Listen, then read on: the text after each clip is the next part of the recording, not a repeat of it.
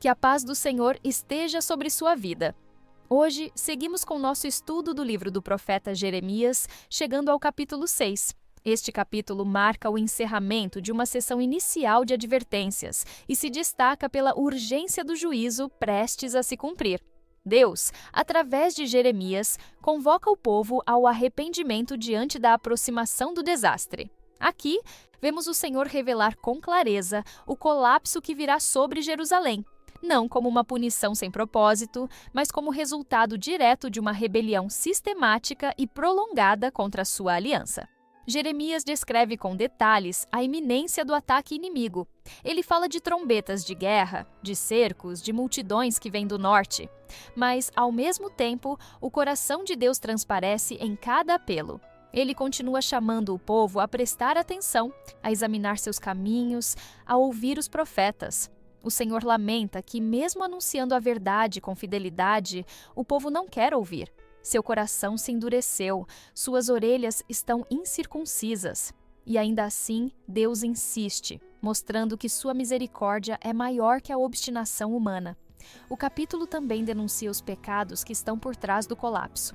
A violência, a opressão, a cobiça, a mentira, o falso ensino e, principalmente, a falsa segurança espiritual. Um povo que dizia paz, paz, quando não havia paz. A corrupção não estava apenas no povo comum, mas nos sacerdotes, nos profetas e nos príncipes. A cidade inteira estava contaminada, e a cura superficial que ofereciam era uma ilusão. Mas mesmo nesse contexto, o Senhor ainda aponta o caminho antigo, o bom caminho, e convida: andai por ele. É um chamado à volta às veredas da obediência, da santidade e da verdade. Agora, convido você a acompanhar comigo a leitura do capítulo 6 do livro do profeta Jeremias.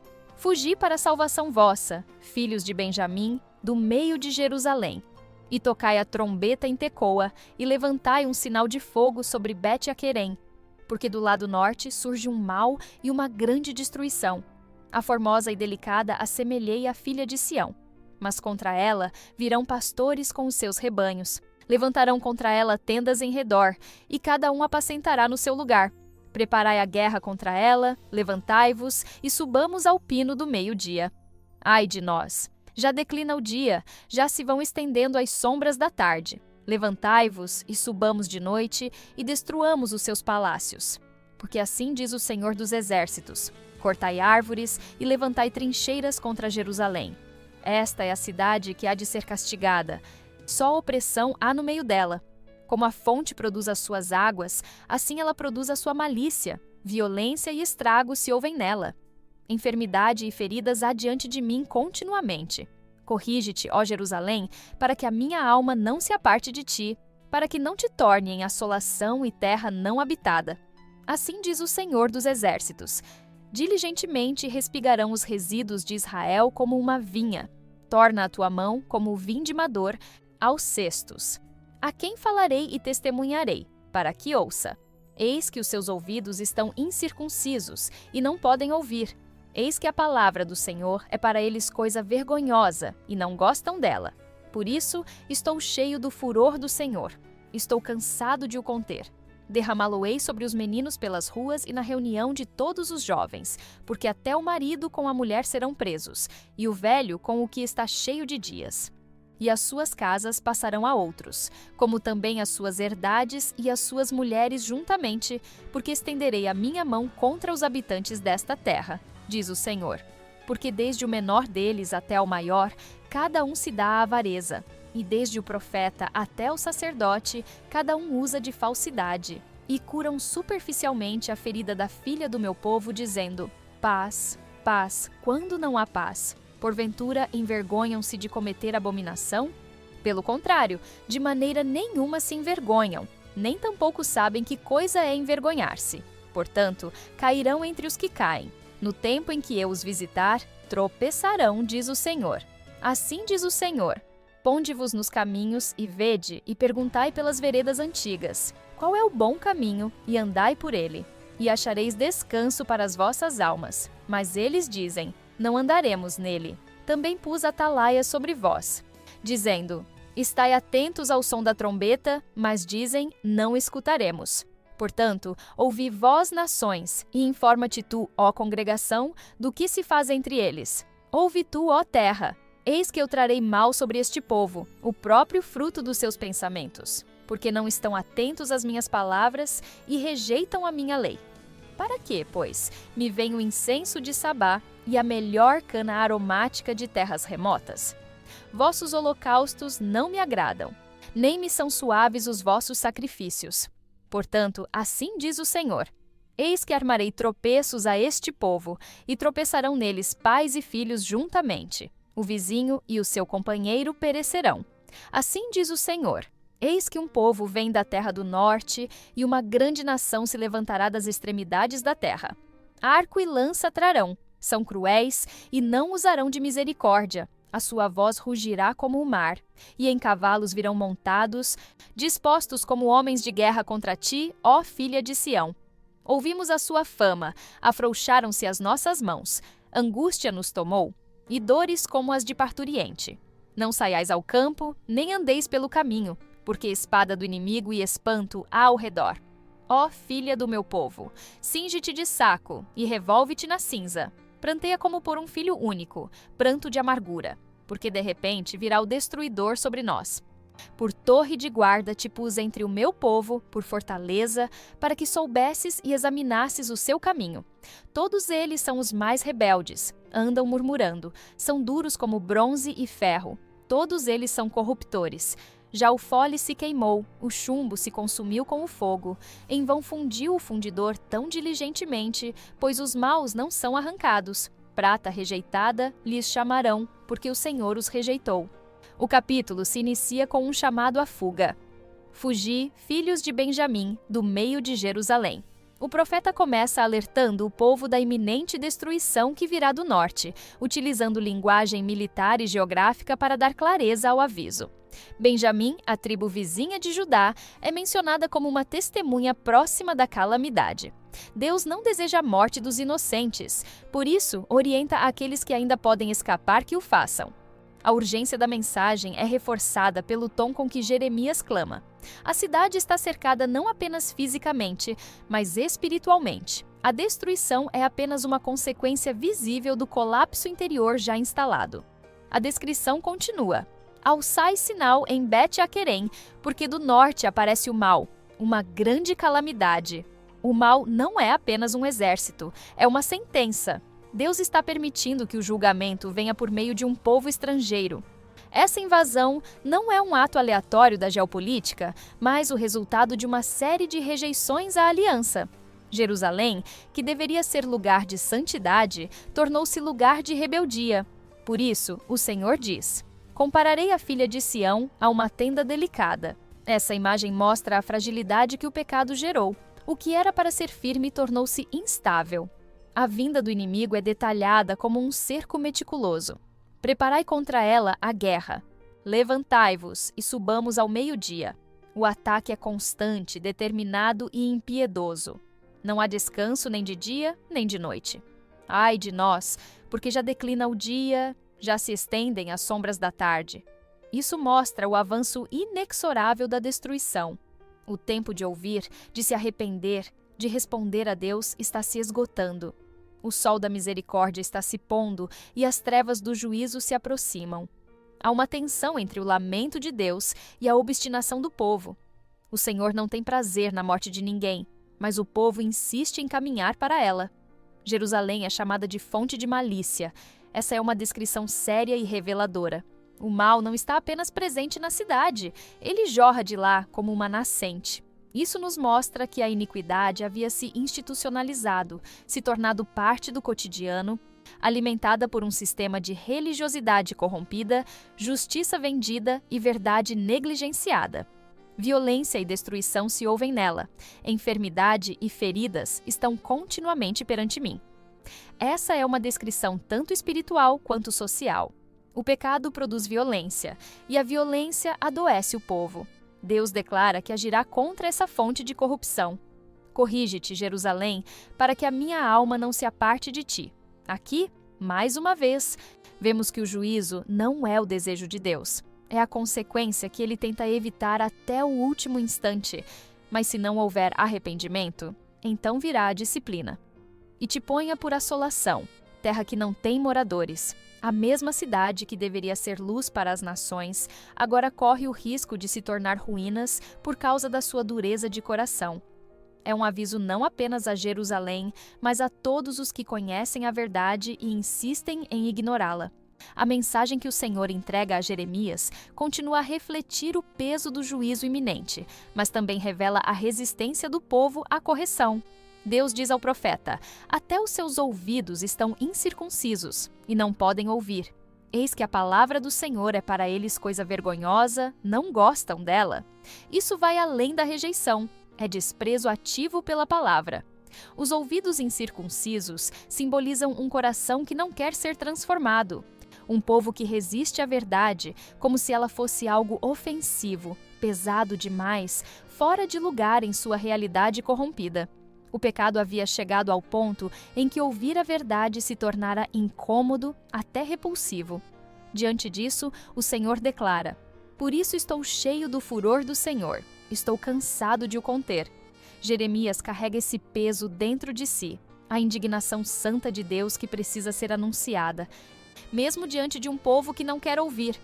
Deus ordena que se derrame esse juízo sobre a criança na rua e também sobre a reunião dos jovens. O castigo será abrangente, a culpa é coletiva e o alcance da disciplina não será seletivo. Isso mostra que o mal se enraizou em todos os níveis da sociedade e que ninguém mais busca viver segundo os caminhos da aliança. A destruição anunciada incluirá casas, campos e esposas. As suas casas passarão a outros, também os campos e as mulheres juntamente. Aquilo que o povo tanto amava, suas posses, sua herança, suas estruturas familiares, será tocado. Não por crueldade, mas porque colocaram essas coisas acima de Deus. As bênçãos se tornaram ídolos, e por isso o Senhor precisa reordenar as prioridades da nação com um golpe cirúrgico e justo. A palavra é clara: desde o menor deles até o maior, cada um se dá à ganância, e desde o profeta até o sacerdote, todos praticam a falsidade. A denúncia atinge o cerne do problema. Uma cultura religiosa comprometida com o lucro, com a aparência, com o conforto e não com a verdade. Líderes espirituais que deveriam ser instrumentos de cura tornam-se cúmplices da enfermidade. Curam superficialmente a ferida do meu povo, dizendo: paz, paz, quando não há paz. Essa falsa cura é uma das imagens mais dolorosas do capítulo. Em vez de tratar a ferida com verdade, aplicam um remédio leve que alivia momentaneamente, mas não transforma. É a religião que evita o confronto, que recusa a cruz, que promete bênção sem arrependimento. O Senhor então pergunta: porventura envergonham-se de cometerem abominação? Nem ao menos sabem o que é envergonhar-se. A sensibilidade ao pecado foi perdida. Já não há rubor no rosto, já não há desconforto. O mal deixou de incomodar porque se tornou normal. A consciência foi cauterizada. Por isso, Deus diz: cairão entre os que caem, no tempo em que eu os visitar, tropeçarão. Não há como escapar do juízo quando se insiste em ignorar o alerta. A palavra de Jeremias é dura porque o tempo é curto. O chamado é urgente porque a cegueira espiritual já se enraizou. A voz do Senhor ecoa com urgência quando ele diz: assim diz o Senhor, ponde-vos nos caminhos e vede, perguntai pelas veredas antigas, qual é o bom caminho, e andai por ele, e achareis descanso para as vossas almas. Esse é um dos versículos mais conhecidos e profundos do livro de Jeremias. É um chamado ao retorno, à sabedoria esquecida, à fidelidade abandonada. Deus está apontando para um caminho antigo, não ultrapassado, mas firme, seguro, testado. As veredas antigas são os caminhos da obediência, da reverência, da aliança verdadeira. Elas conduzem à paz verdadeira, ao descanso espiritual. Mas a resposta do povo é chocante: não andaremos. A recusa explícita ao bom caminho revela o nível de endurecimento espiritual. Não se trata mais de ignorância, mas de rebeldia deliberada. Eles sabem onde está o caminho certo, mas escolhem o errado. Essa postura não apenas entristece o coração de Deus, como também exige uma resposta justa de sua parte. Ainda assim, Deus continua oferecendo oportunidades. Também pus atalaias sobre vós, dizendo: estai atentos ao som da trombeta. Os atalaias são os profetas, os pregadores, os mensageiros fiéis que alertam o povo antes que a calamidade os alcance. Mas mais uma vez o povo responde: não escutaremos. A repetição das recusas intensifica o peso do julgamento. Quando Deus envia mensageiros, levanta atalaias e aponta o caminho certo, e mesmo assim é rejeitado, o juízo não é apenas justo, é inevitável. Deus então diz: ouvi, ó nações, e informa-te, ó congregação, do que se faz entre eles. A infidelidade de Judá se torna um testemunho público diante das outras nações. O povo que deveria ser luz entre os povos, agora se torna exemplo de rebelião. E o Senhor, em sua justiça, anuncia: eu trarei mal sobre este povo, o fruto dos seus pensamentos. O juízo não vem por acaso. É consequência direta daquilo que escolheram pensar, planejar, desejar e praticar. A raiz do problema é exposta com clareza. Porque não estão atentos às minhas palavras e rejeitam a minha lei. Quando a palavra de Deus é rejeitada, todas as demais áreas da vida entram em desordem. O culto perde o sentido, a ética se corrompe, a justiça se perverte e o coração se endurece. Por isso, o Senhor declara que os sacrifícios que o povo ainda oferece são inúteis. Para que me venha o incenso de Sabá? Os vossos holocaustos não são agradáveis, nem os vossos sacrifícios me agradam. Eles mantinham as cerimônias, mas o coração estava distante. E Deus não aceita a adoração sem verdade. Esse trecho nos confronta com uma verdade dolorosa, mas necessária. É possível ter uma religiosidade intensa, rica em rituais, e ainda assim estar completamente longe de Deus. O povo continuava sacrificando, queimando incenso, mantendo a aparência de piedade, mas suas vidas estavam em contradição com a aliança. O culto sem obediência é rejeitado. A oferta sem arrependimento é desprezada. Deus não busca performance, ele busca verdade no íntimo. E quando não encontra, ainda que haja multidões e incenso, silêncio e juízo serão a resposta. A resposta divina à recusa do povo é clara e inevitável. Portanto, assim diz o Senhor: eis que porei tropeços a este povo, e neles tropeçarão pais e filhos juntamente. O vizinho e o seu companheiro perecerão. Os tropeços representam as consequências inevitáveis do pecado.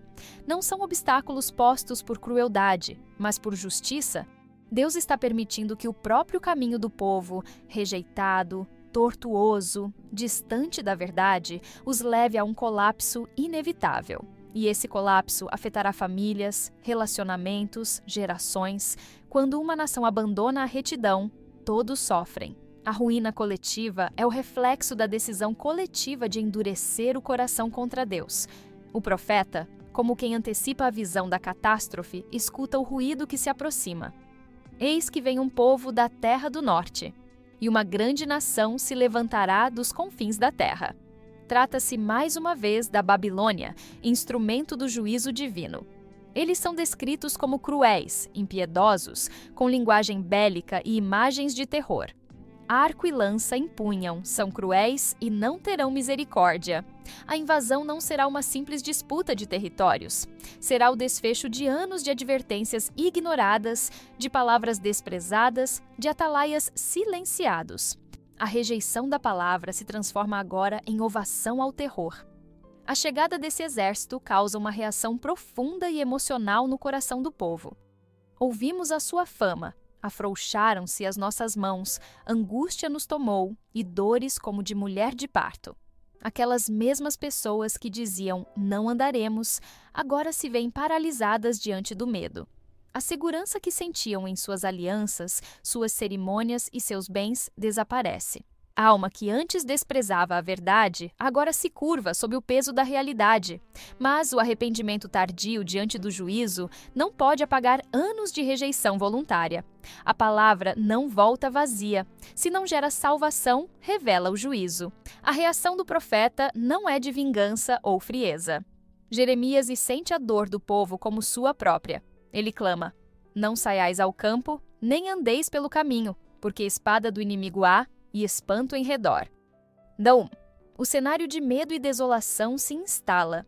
Até a mulher mais delicada e sensível é chamada a se vestir de saco e se lamentar. A imagem é de luto nacional. A filha de Sião é comparada àquela que perdeu o noivo ainda na juventude. Essa figura revela não apenas a perda de segurança, mas a frustração de um futuro que não será. O que poderia ter sido uma história de glória torna-se uma narrativa de lamento. Jeremias é chamado por Deus para ser um examinador entre o povo. Fortifiquei-te entre o meu povo por torre forte, para que conheças e examines o seu caminho. A missão do profeta não é apenas anunciar o juízo, mas discernir, denunciar, diagnosticar com clareza. Ele não fala por si, fala por aquele que vê todas as coisas. E o que Deus mostra é uma sociedade onde todos eles são os mais rebeldes e andarilhos, andam caluniando, são bronze e ferro. Todos eles são corruptos. Não há mais como disfarçar. O pecado se tornou metal impuro, resistente à correção, impermeável à verdade. O capítulo se encerra com uma imagem poderosa e simbólica. O fole está queimando, o chumbo está consumido pelo fogo. Em vão continua a fundição, pois os maus não são arrancados. Deus utiliza a figura do processo de purificação dos metais para descrever seu esforço contínuo de corrigir e restaurar o povo. O fole, usado para avivar o fogo, está trabalhando intensamente. O calor é forte, o chumbo se derrete, mas o objetivo da purificação, remover os maus, não é alcançado. Isso revela uma verdade profunda. O problema não está na intensidade da correção, mas na dureza do material. O povo permanece impuro, mesmo após todas as tentativas de Deus de refiná-lo. A metáfora do ourives aponta para o coração do juízo divino. O Senhor, como um artífice justo, aplicou fogo à nação para que os corações se quebrantassem, para que a impureza fosse exposta e abandonada. Mas os ímpios permaneceram agarrados à sua corrupção e não se deixaram purificar. Em vez de responderem com arrependimento, resistiram com mais dureza. O pecado se tornou parte de sua identidade e a verdade, um incômodo insuportável. Por isso, Deus os declara prata rejeitada, não porque ele não tenha tentado, mas porque se recusaram a ser transformados. Essa conclusão é, ao mesmo tempo, solene e reveladora. Prata rejeitada lhes chamarão, porque o Senhor os rejeitou. Não há nada mais sério do que ser rejeitado por Deus após ter resistido a todos os seus apelos. O juízo aqui não é impulsivo. É a resposta final de um Deus que buscou restaurar, alertar, corrigir, advertir. A rejeição divina é sempre o resultado da rejeição humana. Deus nunca rejeita primeiro. Ele apenas confirma a decisão daqueles que, após inúmeras oportunidades, insistem em caminhar longe dele. Esse encerramento nos ensina que o tempo da graça é real, mas também é finito. Que a paciência de Deus é longa, mas não infinita. Que a palavra do Senhor vem para salvar, mas se for ignorada, também testifica contra. Jeremias não termina este capítulo com palavras de consolo, porque o momento exige exortação. Mas mesmo aqui, o próprio fato de o Senhor ainda falar é um sinal de misericórdia. O silêncio de Deus só virá quando já não houver ouvidos dispostos a ouvir. Enquanto há palavra, há esperança. Enquanto há correção, há possibilidade de restauração. Agora, convido você para uma breve oração. Senhor meu Deus e Pai, te agradecemos porque a tua palavra, mesmo quando nos confronta, é expressão do teu amor por nós. Que o nosso coração não seja como prata rejeitada, mas como vaso moldável nas tuas mãos. Purifica-nos, Senhor. Que o fogo da tua verdade não encontre resistência em nós, mas espaço para transformar, corrigir e renovar. Dá-nos sensibilidade espiritual para que não rejeitemos a tua voz, mas a recebamos com humildade e fé. Em nome de Jesus Cristo, nosso Senhor e Salvador, oramos e agradecemos. Amém. Agradecemos pela sua presença aqui neste canal de estudo, onde vimos o capítulo 6 de Jeremias. Prepare-se para nosso próximo estudo, que será o capítulo 7. Se esta mensagem tocou o seu coração, compartilhe-a com aqueles que precisam ouvir sobre o amor, a justiça e a soberania de Deus. Cada compartilhamento é uma semente lançada em solo fértil, e o Senhor, em sua infinita graça, abençoa aqueles que dedicam suas vidas a espalhar a verdade de sua palavra. Junte-se a nós nesta missão de alcançar mais vidas com a mensagem do Evangelho. Compartilhe este estudo com amigos, familiares e em suas redes sociais, permitindo que mais pessoas conheçam a fidelidade do Senhor e encontrem segurança em sua presença. Que o Senhor abençoe sua vida abundantemente, renove suas forças e o guie em cada passo do caminho. Amém.